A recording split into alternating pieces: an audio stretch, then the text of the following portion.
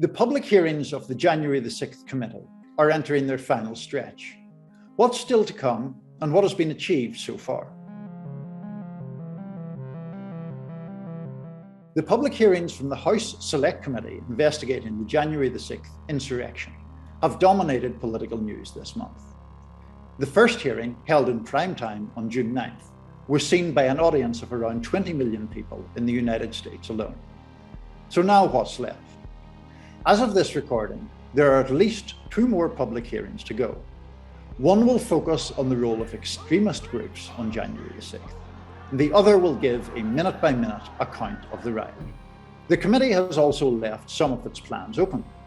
There could be more public hearings, as some committee members have suggested that new information has been uncovered.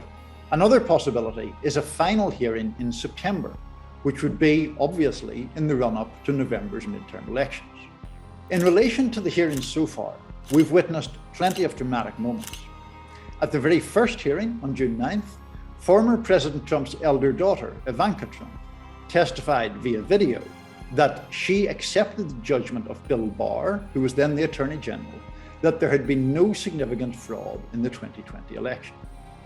The committee has used clips several times of Barr describing the claims of election fraud as bull.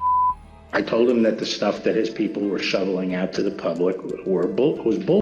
I mean, that the claims of fraud were bull. There have been very emotive moments too.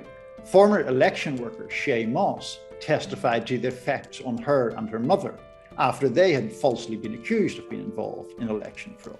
I felt like it was all my fault. Like, if I would have never decided to be an elections worker, like, I could have done anything else, but that's what I decided to do. And now people are lying and spreading rumors and lies and attacking my mom, my only child.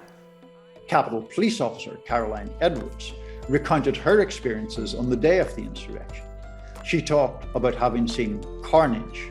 I, whose literal blood, sweat, and tears were shed that day defending the building that I spent countless holidays and weekends working in.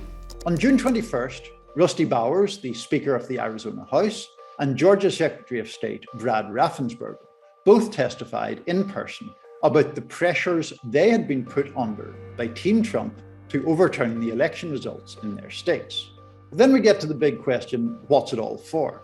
There has still been no decision as to whether the committee will make a criminal referral to the Department of Justice.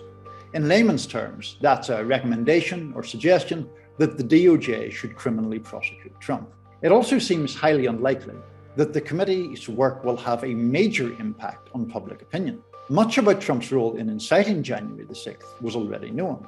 He was impeached for this, after all. Most Republican politicians, meanwhile, dismiss the hearings as partisan political theatre. The strongest argument to make on behalf of the committee's work may be the simplest, and that's that the purpose of the hearings is simply to find things out. The committee may need no other validation. Simply assembling the facts and letting the public hear them is an end in and of itself. And by that standard, at least, the committee is doing its job.